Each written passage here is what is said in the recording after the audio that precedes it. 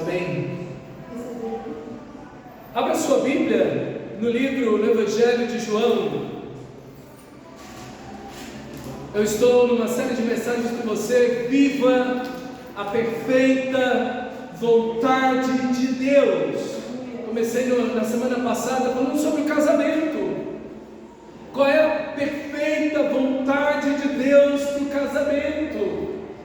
Meus irmãos, é tão importante viver o reino de Deus. Quando o Senhor Jesus disse, nos ensinando a orar, venha o teu reino, na oração do Pai Nosso, venha o teu reino. O que ele diz em seguida? Seja feita a tua vontade, como o Senhor faz nos céus, faz aqui, Senhor. Esse é o reino de Deus.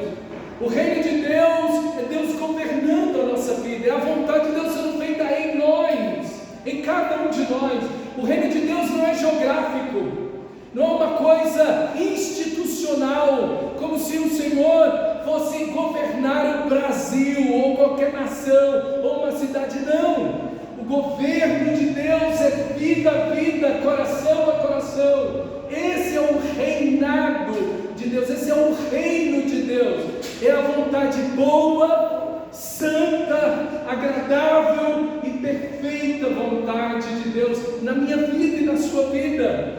E o que Deus deseja é que essa boa vontade, essa perfeita vontade de Deus seja vivida na sua família. E esse é o tema que nós temos esse mês, essa boa vontade de Deus, essa perfeita vontade de Deus na nossa família. E vimos na semana passada como o que Deus deseja para o casamento, aquilo que Deus quer para o casamento. Se você não viu essa mensagem, vai lá no canal do YouTube, veja lá a mensagem, medita nela, Deus vai abençoar você. E hoje eu gostaria de meditar com você como devemos viver a perfeita vontade de Deus na educação dos nossos filhos. Se Deus é o fundamento de tudo na vida do cristão, da família cristã, o casal são esses pilares que sustentam todo o demais, e os filhos, esse acabamento maravilhoso, né? Filhos são uma bênção. O Salmo 145, versículo 4 vai dizer: uma geração louvará, cantará, anunciará para outra geração as grandezas, as maravilhas, a majestade do Senhor. Uma geração transmitida a outra a glória de Deus, o amor de Deus, a graça de Deus. Isso é extraordinário, meus irmãos.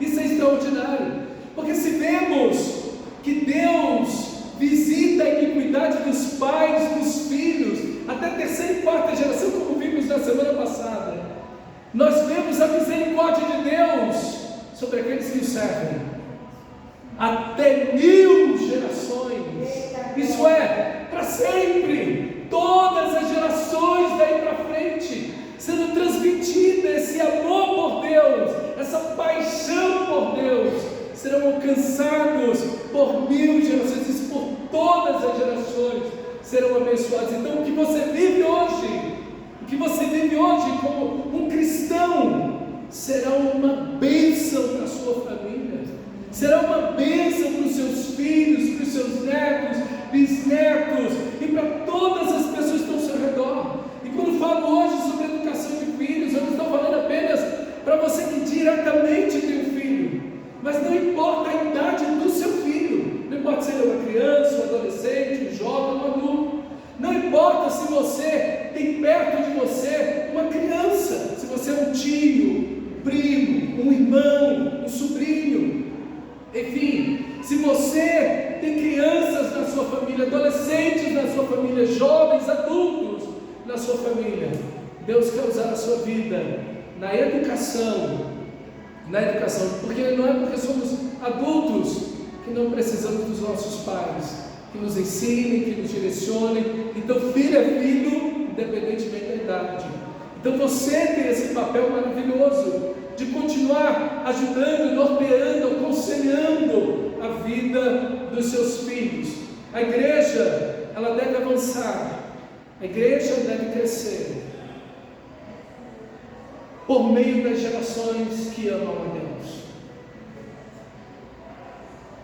Nós devemos sim levar o Evangelho a toda a criatura. E a primeira criatura que você tem que levar o Evangelho são seus filhos. São as primeiras criaturas, que são as mais perto de você. Então temos que enviar missionários para o fim do mundo, sim. Mas temos que levar os nossos filhos a Cristo Jesus. Temos que levar o Evangelho, encher essa lambaia do conhecimento da glória do Senhor, como as águas cobrem o mar, sim. Mas os primeiros a se afogar devem ser a sua família, com essa água que não afoga, mas que dá vida, vida abundante. É isso, irmãos, os nossos filhos para Cristo Jesus, o nosso Senhor. Tem sido um desafio educar filhos hoje, sem falar de filhos cristãos. Educar uma pessoa, pessoas de bem, que vão estudar, que vão ser responsáveis, trabalhar, constituir família, ter filhos, já é, assim, uma grande luta, uma grande batalha. Tem sido um desafio no mundo inteiro isso, não um desafio para a gente aqui, é um desafio para o mundo inteiro. Mas o desafio se multiplica quando nós queremos educar filhos que glorifiquem a Deus. O nosso desafio ainda é maior, nosso desafio é muito maior, porque o que nós queremos é criar filhos para a glória de Deus. Somente um cristão verdadeiro vai fazer essa pergunta: os meus filhos são salvos? Os meus filhos nasceram de novo? Os meus filhos estão vivendo para a glória de Deus? Eles de fato nasceram de novo, as marcas de Cristo estão neles, eles estão cheios do Espírito Santo? São perguntas que só um cristão verdadeiro vai fazer, e são perguntas que tiram o sono de um verdadeiro cristão. Saber que seus filhos realmente são cristãos verdadeiros. Meus irmãos, que Deus nos ajude a viver os princípios que vamos ver esta noite, no meio da palavra do Senhor. Eu quero tomar a pessoa de Jesus, do nosso Senhor Jesus, como um exemplo de paternidade. Jesus, no capítulo 13, que nós estamos de João capítulo 13, eu vou ler o versículo 1 com você, mas no versículo 13, ele vai dizer assim: vocês me chamam mestre e Senhor, e o fazem bem porque eu sou. O papel de Jesus para com os discípulos era ser o mestre, era ser um pai para eles, era ser um Senhor para eles, era guiar as suas vidas, ensiná-los, corrigi-los, levá-los ao máximo de suas vidas, glorificar a Deus. Então, tudo o que o Senhor Jesus fez foi exercer a paternidade saudável, vívida, cristã na vida dos discípulos. E o primeiro traço de uma paternidade cristã na educação dos filhos é exatamente o que diz o versículo 1 do capítulo 13. Essa é a primeira característica de uma criação cristã. Esse é o primeiro elemento que nós que vamos educar filhos, não importa a idade, ou estamos perto de alguma criança, ou adolescente, ou jovem, que está perto de nós, que Deus colocou em nossas vidas, é isso que eles precisam ter, sem nenhuma dúvida. Olha o texto sagrado: antes da festa da Páscoa, sabendo Jesus que era chegada a sua hora de passar deste mundo para o Pai, tendo amado os seus que estavam no mundo, os amou até o fim. Essa é a primeira qualidade, essa é a primeira característica que nós devemos ter. Meus irmãos, que os nossos filhos devem perceber de nós, é que nós os amamos. Nós os amamos. Os nossos filhos não podem ter nenhuma sombra de dúvida disso, da nossa devoção, da nossa entrega, da nossa paixão por eles, que nós entregamos as nossas vidas aos nossos filhos, que eles não encontrem nenhum tipo de limite em amor,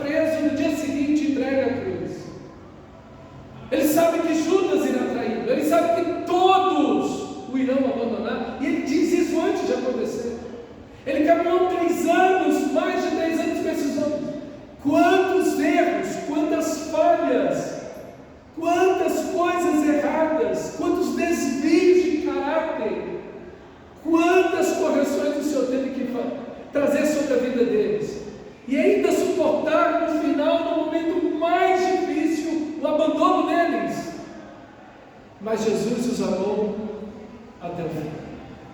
Até o fim. E é isso que os nossos filhos precisam ter. É isso. Eles precisam que nós tenhamos por eles um amor incondicional. Incondicional. As crianças que estão perto de nós, elas precisam olhar para nós e entender que nós as amamos. Os adolescentes precisam entender que nós os amamos.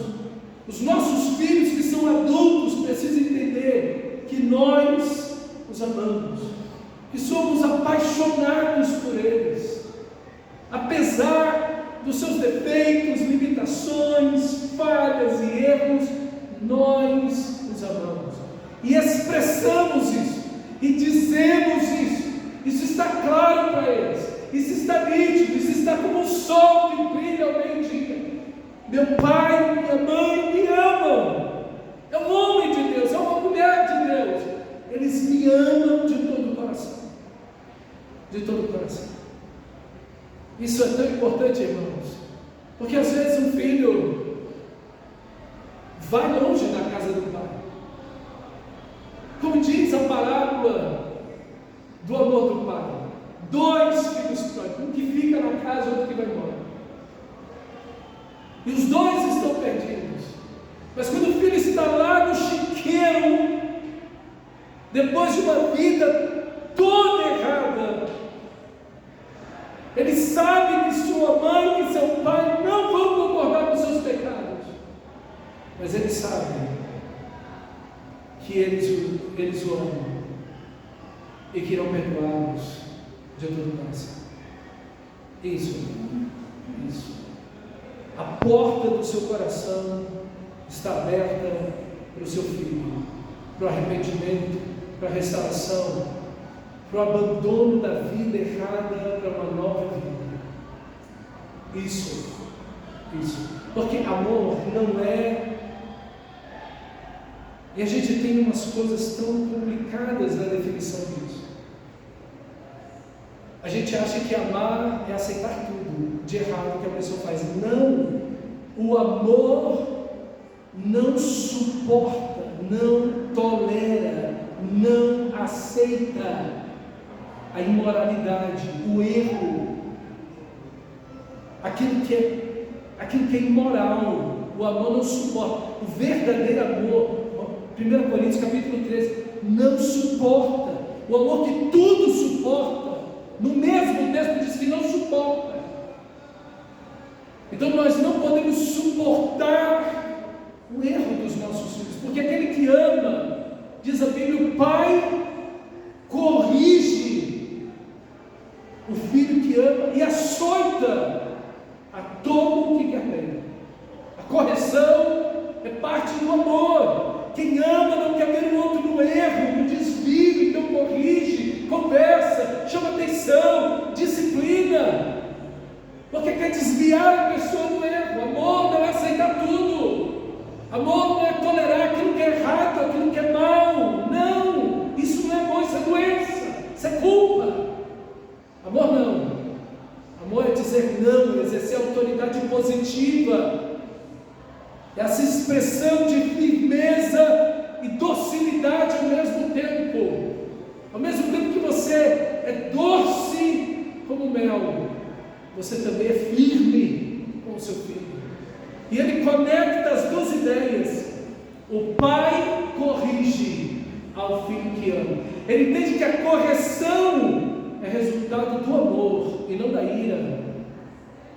Mas aquele que ama corrige.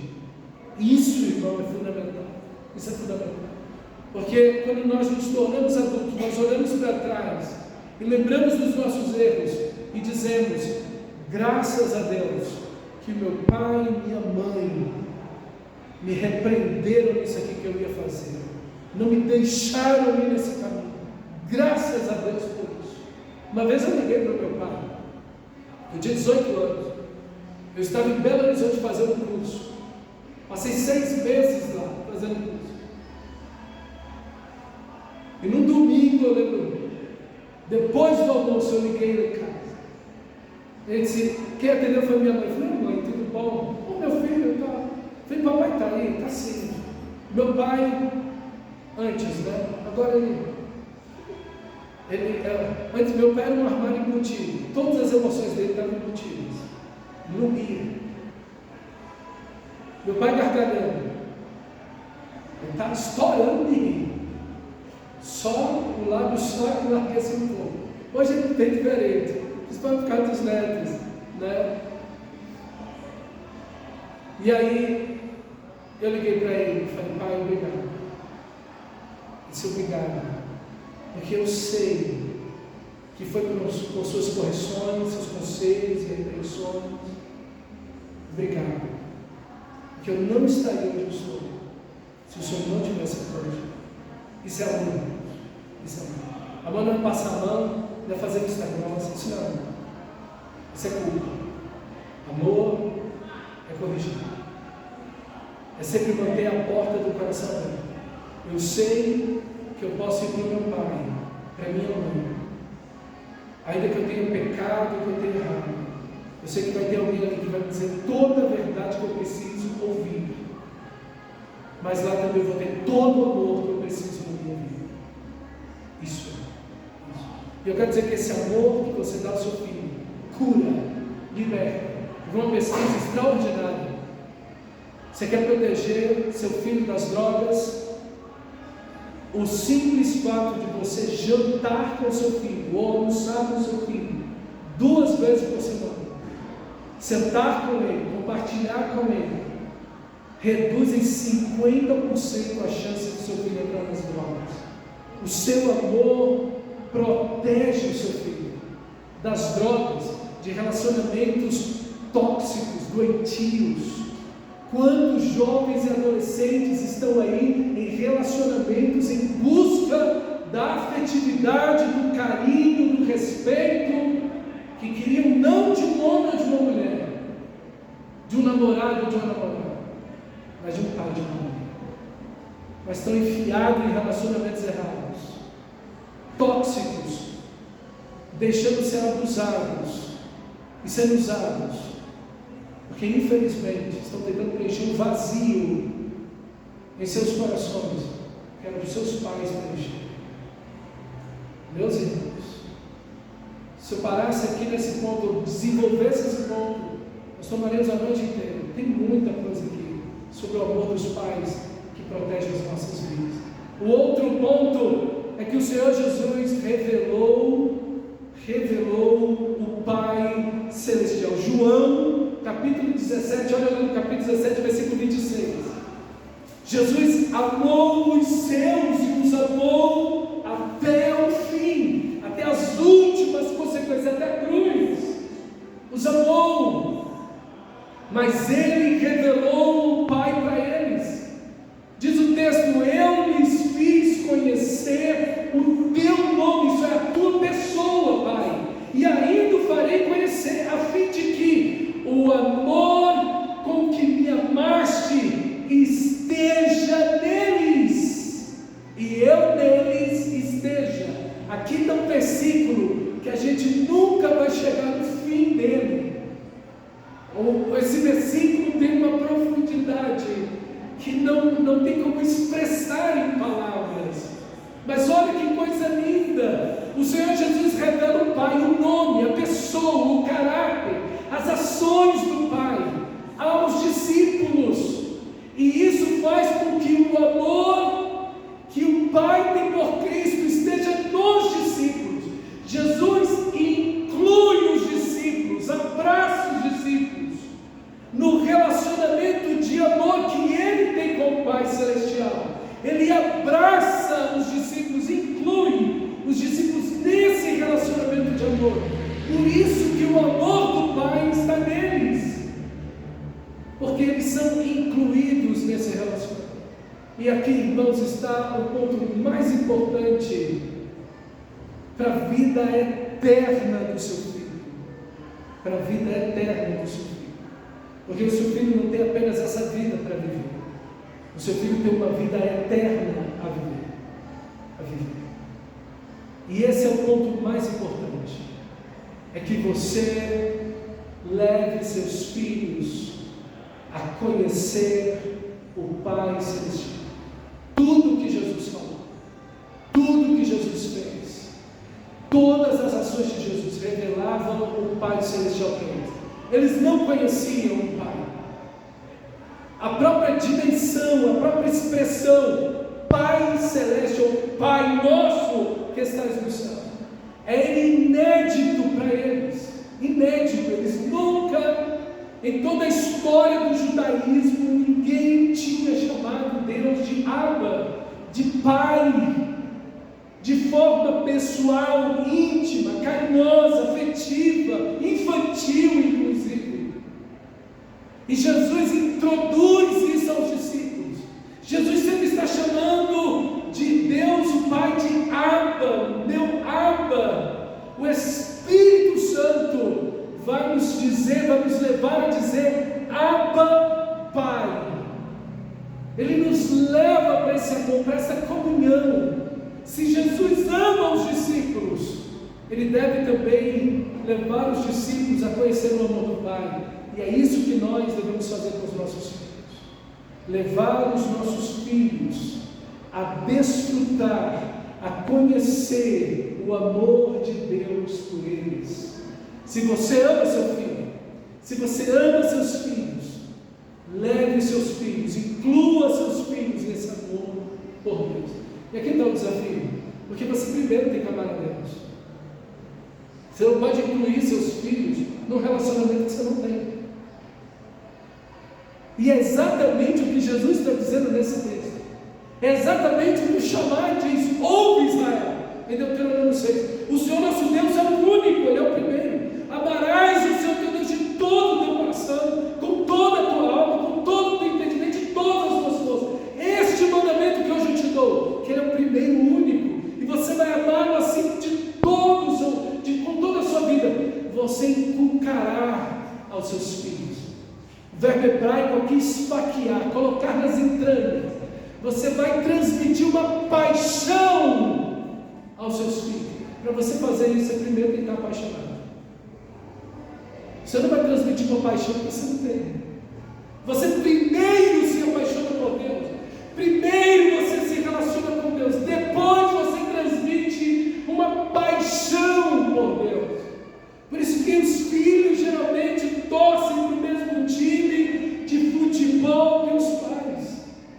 Porque eles veem paixão em seus pais pelo futebol, pelo time, pelo hobby, por aquilo que é do interesse, por aquilo que o pai e a mãe têm a paixão.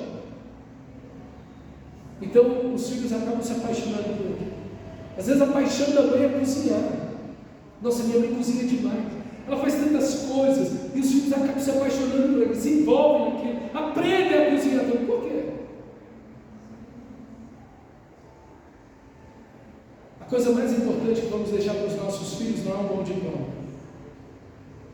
Não é um bom de pão. O que de mais importante que você vai deixar para o seu filho é a vida eterna, é em Cristo Jesus, o nosso Pai. Isso é o ponto mais alto da vida. A minha pergunta para mim e para você é: os nossos filhos estão salvos? Não estou perguntando se os nossos filhos vêm para a igreja. Essa não é a pergunta. Se os nossos filhos são simpáticos a Deus, não é essa a pergunta.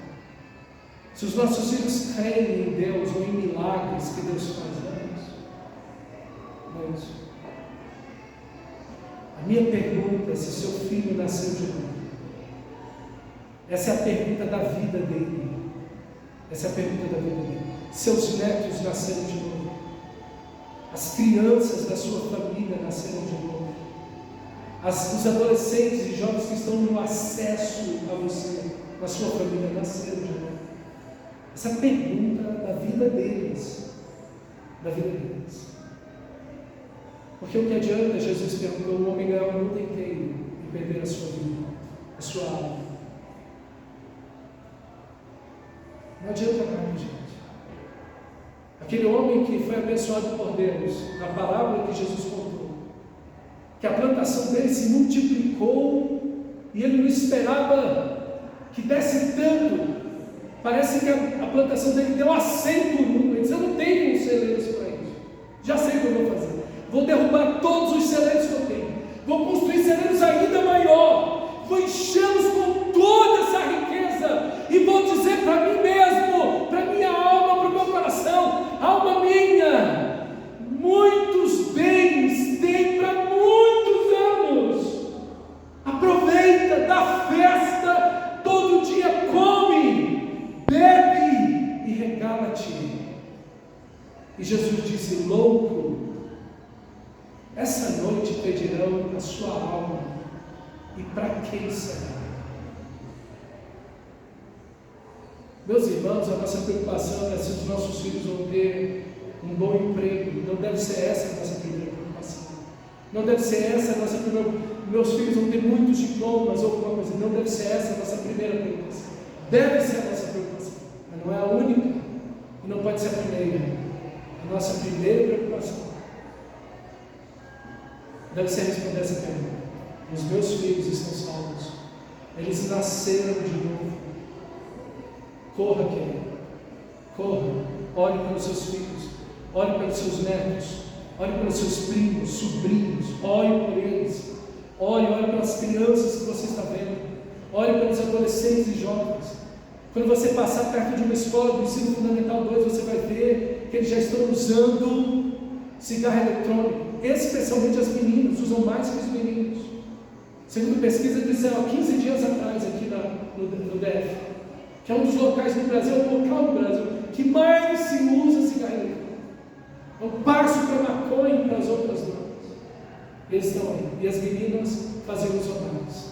Querido irmão, você precisa levar os seus filhos a conhecer a Deus. Você não pode transmitir para o seu filho uma religião. Preste atenção. Você não pode transmitir uma religião para o seu filho. Você tem que transmitir uma paixão por Deus, um amor por Deus, um relacionamento com Deus. O seu filho precisa conhecer o Pai Celestial. Jesus desmitificou tudo aquilo que aqueles discípulos tinham. Eles estavam lá achando lindo as pedras do templo e o culto que lá tinha, e Jesus disse: não vai ficar aqui pedra sobre pedra. Esse pessoal fez da casa do meu pai uma caverna de ladrões. Jesus desmitificou tudo aquilo, aquelas orações repetitivas, religiosas, mecânicas, aquelas rezas que eles tinham, aqueles rituais vazios que eles tinham. Jesus foi tirando tudo isso deles e mostrando o amor de Deus, a graça de Deus, o caráter de Deus, a justiça de Deus, a bondade de Deus. Jesus foi apresentando o Pai Celestial para ele, incluindo, ensinando eles a orar. Está aí uma coisa que você precisa ensinar seu filho: a orar, a ter um relacionamento. Pelo amor de Deus, não ensine seu filho a rezar, não faz isso. Ele já sabe fazer isso. Não ensine ele isso. Ensine seu filho a comunhão com Deus. Se existe uma das coisas mais importantes da vida, é a oração. Quem pode ser um cristão verdadeiro sem orar? A oração é o primeiro ato da salvação. Quando alguém está salvo, a primeira coisa, quando alguém está salvo, é orar, é falar com Deus, é iniciar esse relacionamento tão desejado com Deus. Orar. Senhor, ensina-nos a orar. Jesus ensinou eles a orar. Tem experiências com seu filho em oração, como Jesus, que levou os discípulos para o monte da transfiguração, de maneira proposital. O propósito disso o texto era orar. Levar seu filho para a oração, ler a Bíblia com seu filho, ver Deus nas Escrituras, abrir o coração diante de Deus e do seu filho em oração e adoração. Oh, meu irmão, é isso que nós vamos fazer. É isso. Infelizmente, cerca de 70% a 80% dos filhos dos crentes não estão na igreja. Na adolescência, vou embora. Infelizmente, nós precisamos levar os nossos filhos a Cristo Jesus, o Senhor. Não transmita uma religião, transmita um relacionamento. Cabe com todas as esferas da religiosidade na vida do seu filho. Transmita uma paixão, um amor. Isso vai mexer primeiro com você. Porque primeiro você precisa de Deus. Primeiro você precisa de Deus. Essa vida de oração, esse relacionamento com Deus, essa leitura da palavra. Um dos ateus mais famosos do século XVIII estava passando por uma rua e ele encontrou uma menina sentada lendo a Bíblia. Ele disse: a Bíblia? Ele disse: sim, Senhor, a Bíblia. Ele disse: você está fazendo uma tarefa? Ela: tarefa? Tarefa? Sim, tarefa. Sua mãe mandou você ler a Bíblia? Minha mãe me mandou ler a Bíblia. Fazendo uma tarefa? Sim, uma tarefa. Ler a Bíblia é uma tarefa. Você tem que ler quantos capítulos por dia? Quantos capítulos por dia? Tarefa. Minha mãe me mandou. Senhor, eu estou aguardando cada minuto que eu tenho para aproveitar de descanso e sentar aqui e com todo o prazer da minha alma ler as Escrituras Sagradas. Aquilo, daquela menina de 11 anos de idade, salvou o maior ateu do século XVIII.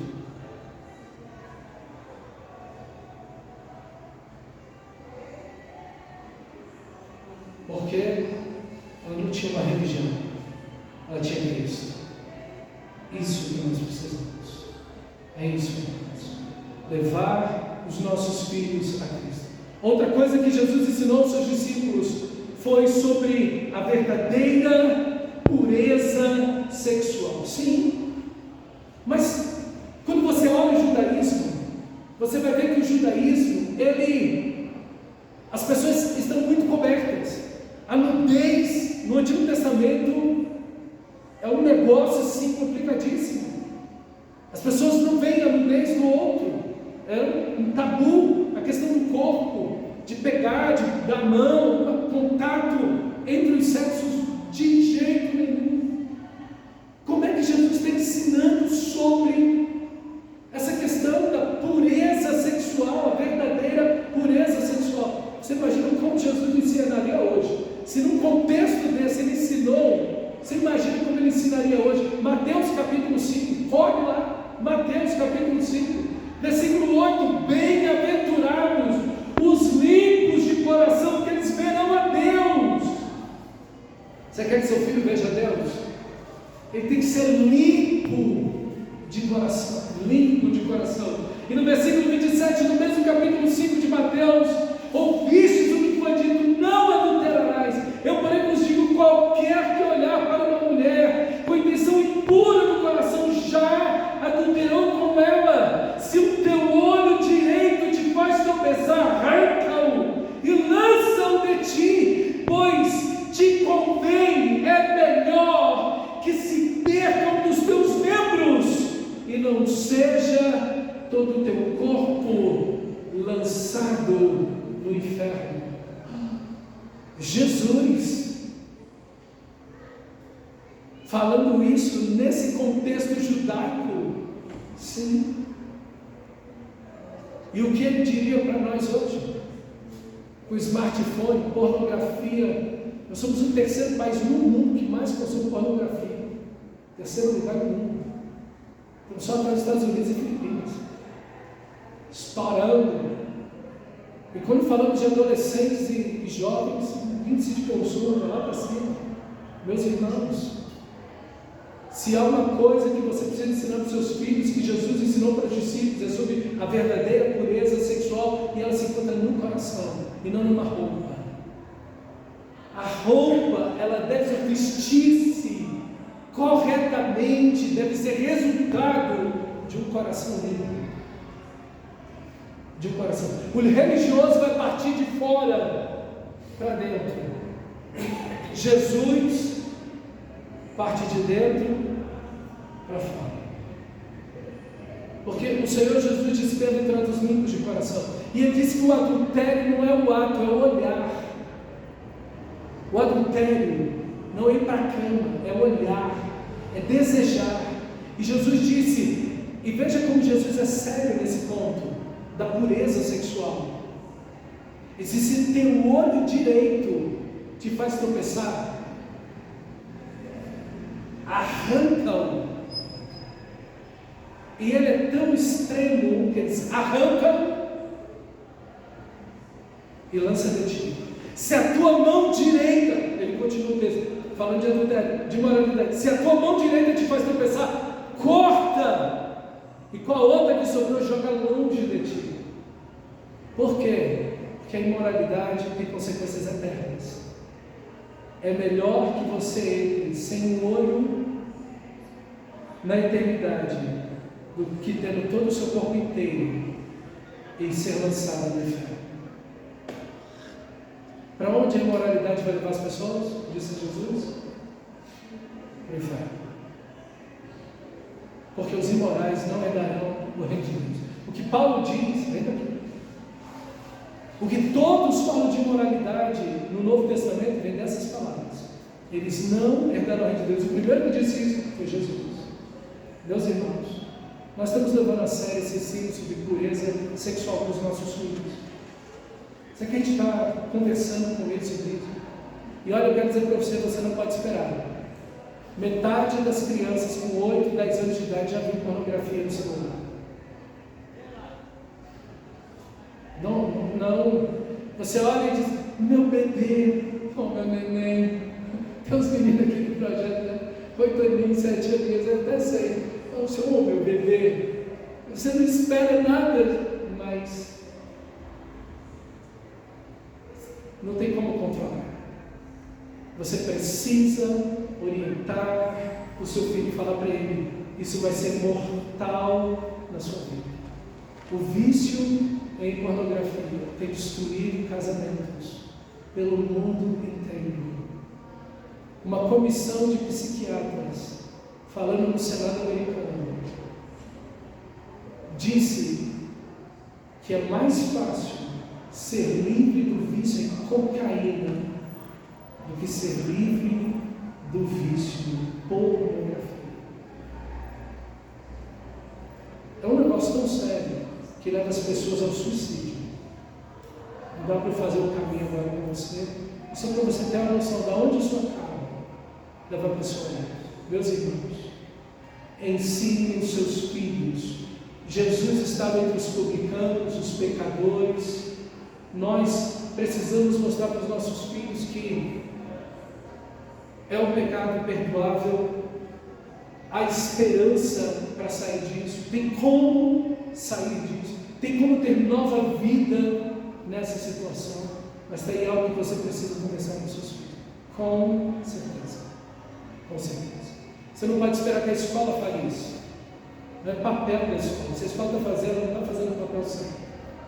O papel da educação sexual é dos pais. Não espere que a escola ensine seu filho. Não espere, ensine você. E não deixe seu filho ser surpreendido pelo coleguinha. Ensine antes você. Porque se você não ensinar o certo, ele vai aprender o errado. Ele vai aprender. Que você ensine seu filho. E diga para ele: filho, isso aqui é o certo. Ensine seus filhos a lidarem com o próprio corpo. Já viu a crise que a gente está, né? Com relação a essa questão do corpo. As pessoas não sabem mais o que fazer com o próprio corpo. Além de tatuar o corpo inteiro, aí não sabe o que faz com o corpo, se amostra demais, se não sabe o que faz.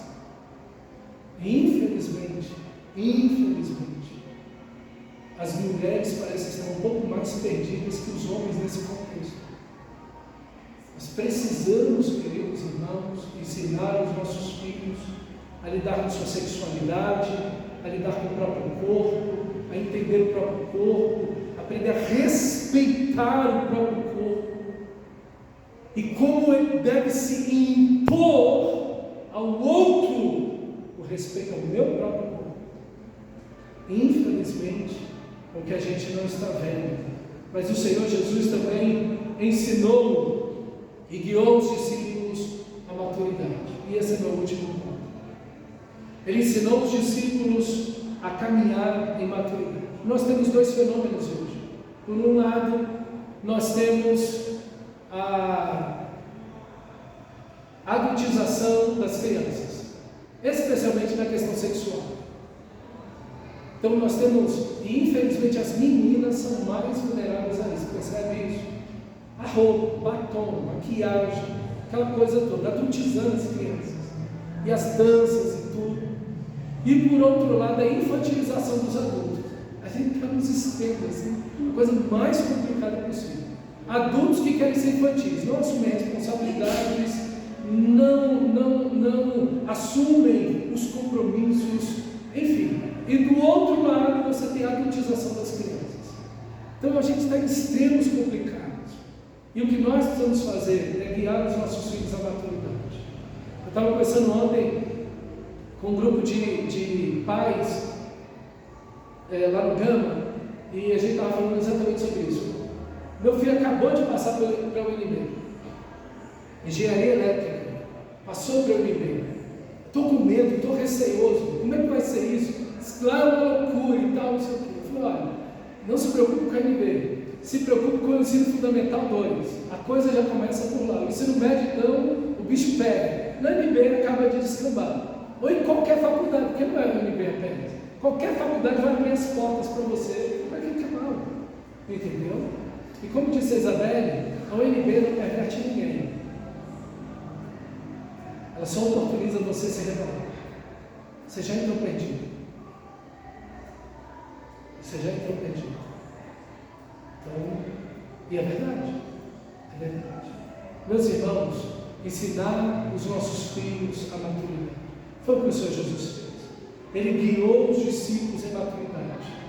Primeiro, ele diz: vinde e vede, em João 1,39. Vinde e vede. Eles vêm para observar e para seguir Jesus. É assim que a gente faz com os nossos filhos, em qualquer etapa da vida. Veja, há um exemplo a ser seguido. Eu sou um bom exemplo a ser seguido. Então, veja o papai, veja a mamãe, em qualquer idade. Seja você e eu, sejamos nós bons exemplos. Como Paulo disse, sejam meus imitadores. É isso que é o Evangelho. O Evangelho não é hipocrisia. O Evangelho é: olha para mim. Não há perfeição e em ninguém há, mas há bom exemplo. E é isso que nós devemos ter. Segunda fase: vinde após mim e eu vos farei pescadores de homens. Aprenda junto, segue, venha após mim e aprenda a fazer o que eu estou fazendo. Então venha e observe, siga e observe. Agora siga e faça junto. Depois, ide pregar e curar. Lucas 10, ele viu os 70, ele viu os 12. Agora vocês vão. Vocês já me seguiram, já aprenderam. Agora vocês vão e eu vou estar monitorando o que vocês estão fazendo. Faça só, mas eu estou observando, estou ajudando vocês a fazerem sozinhos. E por último, ide por todo mundo e pregar o Evangelho a toda criatura. Agora vai só, vou contigo, sem mim nada poder fazer, mas você já pode só. Então veja as etapas da maturidade. Não infantilize seus filhos. A infantilização não é um processo bom, não é nem saudável, nem correto.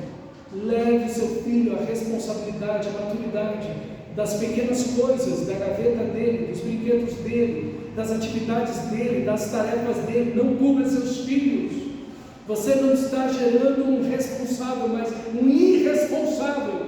E essa irresponsabilidade, ela não diminui, nem fica no mesmo tempo, ela cresce. Se cresce um adolescente irresponsável, um adulto irresponsável. Mas se cresce uma criança responsável, com seus estudos, suas tarefas, suas coisas, suas atividades, seus deveres, o que deve fazer, ali cresce um adulto responsável, que também será responsável pelo seu trabalho, em todas as questões que tiver. Meus irmãos, como nós precisamos levar os nossos filhos em processos saudáveis. A Bíblia nos ensina O Senhor Jesus nos ensinou isso, para que possamos ter gerações servindo a Deus, glorificando a Deus, fazendo a vontade de Deus. Vamos orar ao Senhor. Vem sentar, por favor. Feche seus olhos.